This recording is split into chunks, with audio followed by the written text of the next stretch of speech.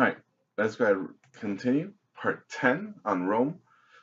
And like all good things, they must come to an end. So let's talk about the decline of the Roman Empire. One reason it declines is population decline. So what happens? Pax Romana. During that 100-year period, Rome is doing great. There's peace, there's no invasions, there's no war, right? The empire is at its height, controlling the most amount of territory. They're connecting long distance to China and to India by sea and by land. They're trading, so the economy is growing more than ever. But then disease comes, right? Epidemics come from the Silk Road because you have people from faraway lands interacting with each other, right? And they come with different diseases and they get each other sick. And merchants and travelers and explorers, when they go back home, they infect their family and their friends and their neighbors. And what ends up happening is because of disease, the plague, right? 25% of Roman population dies. Similar effects happens to China during the same time, right? Because they get infected from diseases from the Roman people. So we have this massive population drop, and this messes up everything.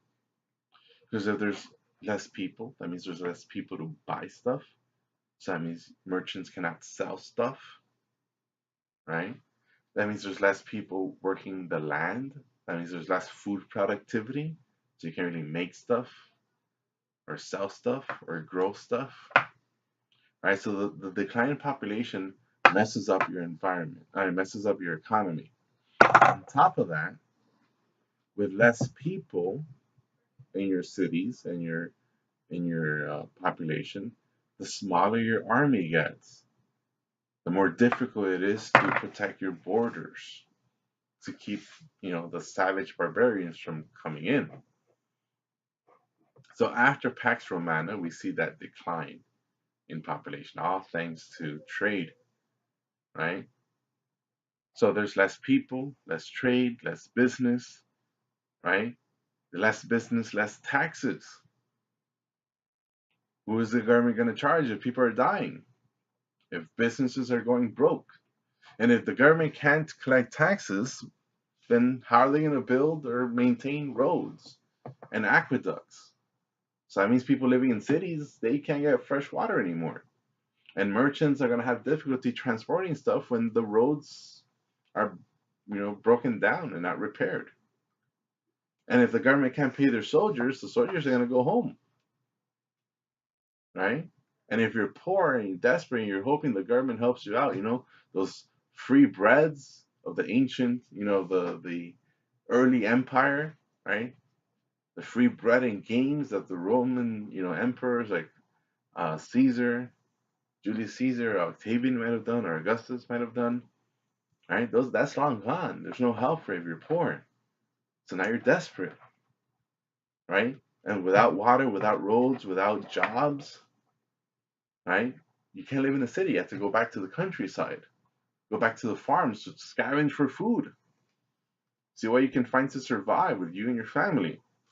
You definitely don't want to travel because now those roads they're not safe because the army's not there to protect the roads and maintain safety.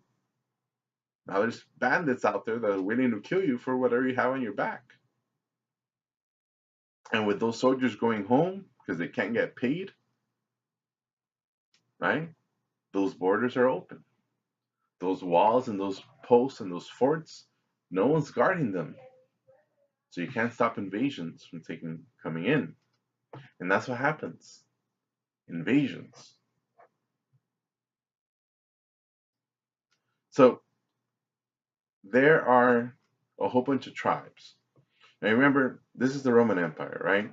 All of this is the Roman Empire. Big, big, big territory. But there's parts of Central and Northern, right, and Eastern Europe that are not controlled by the Romans, right? The Romans control Western Europe, they control Southern Europe, they control the Mediterranean. So there's a whole bunch of people living here. Right? We call these the Germanic tribes because they all spoke a similar language that is what we now call Germanic, right? German. And these groups, these tribes, right, they go by the names of Visigoths and Vandals and Franks and Anglo-Saxons and Ostrogoths, right?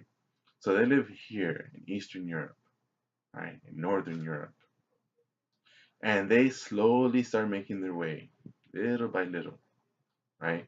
They travel across seas or by land, and they start coming into the Roman territories, right? And as the Roman Empire gets weaker and weaker, as the economy gets weaker and the military gets weaker, they can't stop the invasions. But the question is, why are they leaving? They've been here for a long time. Why are they suddenly leaving? Well, someone's coming in, right? Someone is coming in, and those someones are called the Huns, right? The Huns, they come from Central Asia. The Huns come from Central Asia, and it just so happens that in Central Asia there is a severe drought. That means the rains aren't falling, the grass is not growing, and these Central Asian people, these Huns, they're forced to migrate. They're forced to find somewhere where their pastoral lifestyle, because they're pastoralists, can continue. So they move here into Eastern Europe, right? They settle down around here, right? The country of Hungary is named after the Huns. So the Huns, they migrate. And in doing so, they come in conflict with all these different tribes, the Goths, the Vandals, Ostrogoths, right? And they kind of push these guys out. And where are they going to go? To the Roman territories. Because that's wide open now with a weak Roman Empire. So migrations from Central Asia are affecting and weakening the Empire of Rome.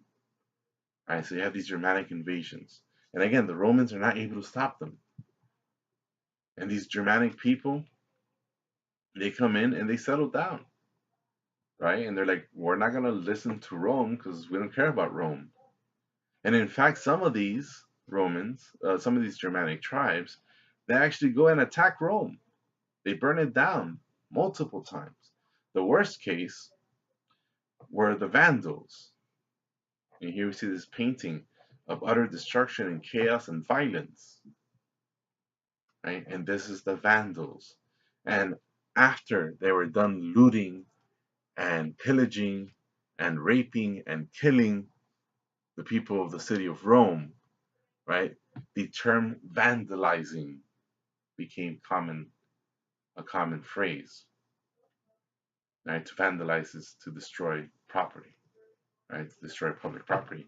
So the destruction, the break apart of the city of Rome by the Vandals leaves this lasting remark even in our English language. And you had, again, weak empire, weak rulers, right? The Romans had crazy rulers at times. Right? There's this guy, his name was Nero. And the famous story with him is that there's this fire that breaks out in Rome. And instead of going out to the streets to lead the people and lead the government officials to stop this fire, he sits at his palace and he plays his musical instrument and he sings as Rome burns. And there's another crazy emperor. His name is Caligula. Right? Notice how he's wearing purple, right? The color of the upper class. Anyways, Caligula is absolutely crazy.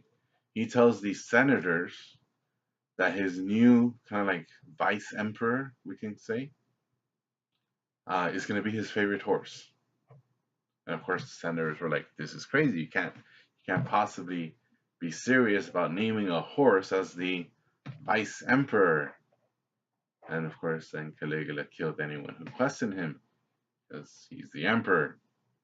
So the Romans have this mix of crappy rulers plus population decline plus economic weakness plus political problems plus military problems plus migrating Germanic tribes invading, and all of this adds together to the decline of Rome. So it's not just one thing, it's a whole bunch of things. And they're all happening at the same time.